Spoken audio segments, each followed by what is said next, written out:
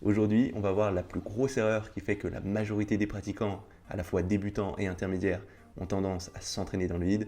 Et je vais te donner une solution très simple pour être sûr d'éviter ça et de ne pas stagner. Salut, ici Nico, et aujourd'hui on va parler de la plus grosse erreur en salle de sport que j'observe chez les pratiquants débutants et intermédiaires. Et je pense que tu es déjà en train de te dire, oh là là, ça y est, il va encore nous parler de mettre trop lourd, de pas bien réaliser les exercices, de pas entraîner les jambes. Et toutes ces erreurs-là, quand j'ai commencé, je les ai faites, mais c'est pas de ça que je vais te parler. Je vais plus te parler de la source de tout ça. Ce qui fait que toutes ces erreurs qui ont tendance à ralentir ta progression, eh ben, tu vas les faire un peu naturellement. Et je dis pas ça pour te culpabiliser, parce que toutes ces erreurs dont je te parle, je les ai faites moi, je les ai faites pendant des années, j'ai mis beaucoup de temps à me rendre compte que je faisais ces erreurs, parce qu'au début, quand tu te lances dans la musculation pour la première fois, ton corps il n'est pas du tout habitué, et quoi que tu fasses, tu vas progresser. Et du coup, même si tu fais les choses de façon pas terrible, tu vas pas forcément t'en rendre compte, tu vas avoir une progression, et quand au bout de quelques semaines, de quelques mois, tu vas commencer à stagner, tu vas pas savoir d'où ça vient. Et c'est exactement ce qui m'est arrivé. J'ai eu mes premiers résultats parce que j'avais jamais fait de musculation avant. Et quand j'ai commencé à stagner, j'ai pas compris d'où ça venait. Et en fait, je faisais cette grosse erreur que j'observe chez plein de pratiquants et que je vais te donner maintenant, qui est tout simplement le fait de vouloir s'entraîner comme un pro et de faire des choses trop compliquées, trop avancées, trop tôt. Alors, tu es probablement en train de te dire, mais attends, voir, si c'est des pros, ils savent ce qu'ils font, c'est ceux qui arrivent à avoir le plus de muscles, donc leur façon de faire, c'est probablement la meilleure. Et du coup, si tu fais le même programme qu'un pro, tu vas au moins prendre du muscle, non? Mais en fait, c'est plus compliqué que ça, puisque ces pros, s'ils font ce type de programme, c'est justement parce qu'ils sont très avancés et que c'est ce type de programme, à partir de leur niveau actuel, qui vont leur permettre de continuer de prendre du muscle. Mais pour toi qui es un pratiquant débutant ou intermédiaire qui s'entraîne que depuis quelques mois ou quelques années, ce type de programme, ce n'est pas ceux qui vont te permettre de prendre du muscle et ils sont même inefficaces. En fait, imagine, c'est un peu comme si tu n'avais jamais conduit de ta vie et que la première fois que tu montes dans une voiture, c'est dans une Formule 1 sur un circuit. Il y a fort à parier que ça va mal se passer pour toi si tu n'as jamais conduit avant. Et bien là, c'est un peu la même chose.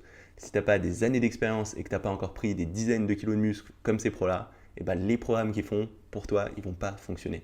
Donc c'est vraiment important que tu utilises un programme qui correspond à ton niveau. Et je sais que c'est pas évident parce que la plupart des choses que tu vas retrouver sur Internet, c'est des personnes qui vont montrer ce qu'ils font. Et c'est des personnes qui en général sont relativement avancées parce qu'ils sont souvent suivis pour leur physique. Et s'ils ont un bon physique, c'est probablement que ça fait plusieurs années qu'ils font les choses correctement. Mais du coup, ce qu'ils font, ce que tu vois aujourd'hui sur leur chaîne YouTube ou sur leur site Internet, c'est pas ce qu'ils faisaient quand ils ont commencé. Et si tu fais exactement la même chose que ce qu'ils font, tu n'auras pas du tout leurs résultats, voire il y a fort à parier que tu ne vas pas réussir à progresser. Et moi, j'étais le premier à faire ça, à aller chercher le programme hyper avancé pour les dorsaux, pour les pectoraux. Et quand j'ai essayé de le mettre en place, peut-être qu'au début, j'ai eu une petite progression, mais très rapidement, j'ai stagné. Et à cette époque, je me rappelle m'être dit, ah bon, c'est juste que j'ai pas la génétique, j'arriverai jamais à avoir ces pectoraux, ces dorsaux. En fait, c'était pas ça du tout. C'était tout simplement que je faisais des choses trop avancées et que j'avais pas encore ce niveau pour vraiment en retirer quelque chose. Et qu'il fallait que je fasse des choses plus simples. Et ça, c'est quelque chose que j'observe très très souvent en salle de sport. Beaucoup de personnes qui ont des programmes très avancés, qui vont utiliser des variantes super compliquées, qui vont passer des heures et des heures à faire plein d'exercices, aller à l'échec musculaire, faire des dégressifs, des pyramidales dans tous les sens. Et à la fin du mois, tu vois qu'ils n'ont pas du tout progressé. À la fin de l'année, ils n'ont pas du tout progressé. Et c'est des gens qui finissent par se démoraliser et par quitter la salle de sport à la fin. Et c'est pas de leur faute, parce que c'est juste des gens qui font ce qu'ils ont trouvé sur Internet en pensant que c'était la meilleure façon de faire. Et le truc, c'est que c'est peut-être la meilleure façon de faire quand tu as 5, 10, 15 ans de muscu derrière toi, mais quand tu as 5, 10, 15 mois, c'est pas la même chose. Donc la solution en fait à tout ça, elle est très simple. C'est de rester simple, de faire un programme simple et de t'y tenir sur le long terme, au moins pendant les premières années de ta pratique. Donc tout d'abord, ça veut dire avoir un programme simple et efficace qui te permette de travailler tout le corps régulièrement. Ça ne veut pas dire forcément qu'il faut faire du full body. Bon, de ce que j'ai observé, ce full body, je pense vraiment que c'est le programme qui donnera le plus de résultats si ça fait que quelques mois, quelques années que tu t'entraînes. Après, si tu n'aimes pas du tout ce genre de format, il y a plein d'autres façons de faire. Tu peux faire du haut du corps, bas du corps, tu peux faire du push-pull. En fait, l'important, c'est que tu aies un programme qui ne soit pas trop isolé, pas trop splitté, sur lequel tu vas pouvoir faire chaque muscle au moins 2 fois par semaine. Parce que cette fréquence d'entraînement, elle est très importante et c'est particulièrement vrai quand tu commences. Donc même si tu ne veux pas faire un full body, essaye d'éviter les programmes où tu vas faire les pecs une seule fois par semaine, les bras une seule fois par semaine. De ce que j'ai observé, ça pourra te donner des résultats peut-être les premiers mois, mais très rapidement, tu vas stagner et tu ne vas pas réussir à progresser. Ensuite, le deuxième aspect de cette règle de la simplicité, ça va être de progresser progressivement sur tes charges pour garder ton corps en état d'adaptation. Donc pas besoin de mettre en place des dégressifs, des pyramidales dans tous les sens. Dans un premier temps, il suffit que tu essayes de viser un certain nombre de répétitions, un certain nombre de séries. Et quand tu arrives à faire ce nombre de répétitions, ce nombre de séries, donc typiquement on va dire 4 séries de 12 répétitions avec 1 minute 30 de repos entre ces séries, et ben une fois que tu arrives à faire tout ça avec un certain poids, correctement avec une bonne exécution, tu vas essayer de rajouter le minimum de poids que tu peux sur cet exercice. Donc par exemple sur un développé couché, ce sera souvent 2,5 kg en plus, parce que les plus petits disques c'est 1,25 kg sur les barres olympiques. Et avec ce poids en plus, tu vas essayer de refaire tes 4 séries et le nombre de répétitions que tu vises, donc par exemple 12 répétitions.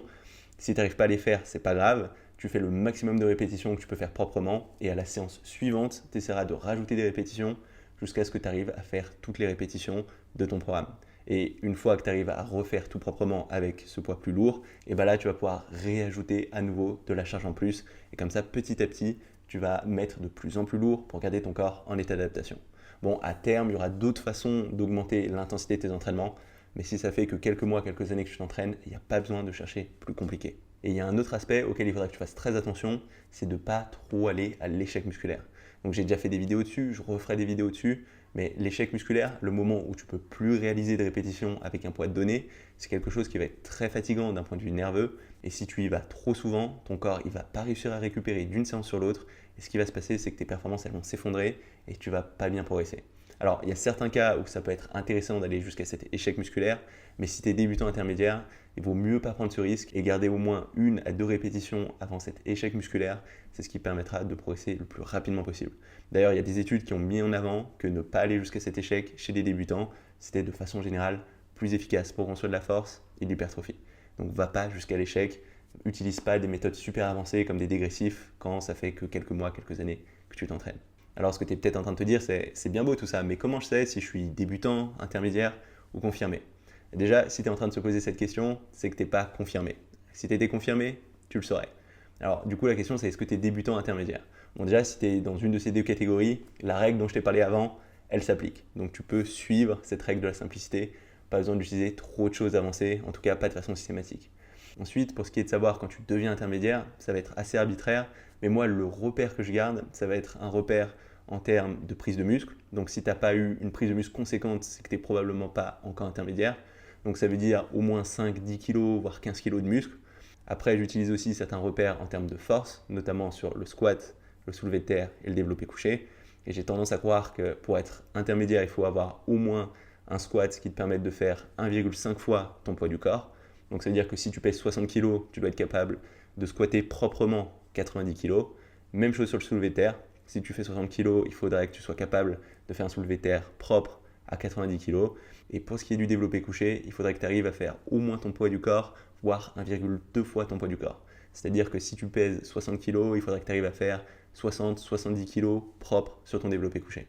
Donc ça, c'est des repères globaux qui sont assez arbitraires, donc ça va dépendre d'une personne à l'autre, mais c'est juste histoire de te donner des repères pour que tu te fasses un petit peu une idée de est-ce que tu es plutôt débutant, plutôt intermédiaire. Mais j'ai tendance à croire que pour l'énorme majorité des pratiquants, c'est vraiment important de se tenir à cette règle de la simplicité, d'avoir des programmes très simples, clairs, sur lesquels tu peux progresser facilement. Et moi, ça fait vraiment une énorme différence. Ça faisait déjà plusieurs années que je m'entraînais avant de me mettre au full body tous les 2 jours. Et certes, j'avais eu quelques progressions, ça commence à être un peu visible, mais à partir du moment où j'ai fait ce full body simplement avec de gros exercices, 6 gros exercices tous les 2 jours, et ben c'est là que j'ai vu la plus grosse transformation en quelques mois seulement. Bon, donc si là tu es un petit peu perdu aujourd'hui et tu te demandes, ok, c'est bien beau tout ça, qu'est-ce que je dois faire?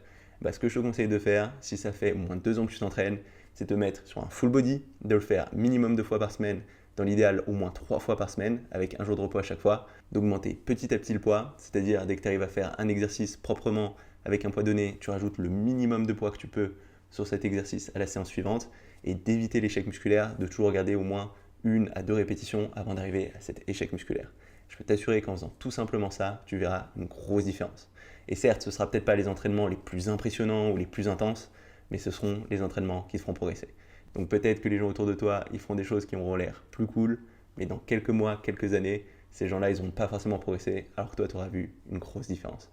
Donc je peux que t'encourager de rester simple, c'est comme ça que tu vas progresser. Donc c'est la plupart des pratiquants, débutants intermédiaires, ont tendance à stagner, à s'entraîner dans le vide. C'est tout simplement parce qu'ils veulent s'entraîner comme des pros, s'entraîner de façon trop compliquée. Et si toi, tu tiens un programme simple et que tu restes régulier sur ce programme, tu verras une différence, je peux te l'assurer. C'est tout pour cette vidéo. Si jamais elle t'a plu, n'hésite pas à mettre un petit pouce bleu ou un petit commentaire sous cette vidéo. En particulier, si tu as des ressources ou une expérience avec ce thème, je pense vraiment que ça peut être intéressant de la partager avec tout le monde. Si tu as des questions un peu plus perso, n'hésite pas à me les envoyer par mail à nico.dalam@gmail.com. J'essaye de répondre vraiment à tous mes mails, donc a priori, tu devrais avoir une réponse. Si tu n'es pas encore inscrit à ma chaîne YouTube, n'hésite pas à le faire maintenant. Comme ça, tu sauras quand je sors de nouvelles vidéos. J'en sors toutes les semaines. Et du coup, on se retrouve très rapidement pour une nouvelle vidéo. Salut!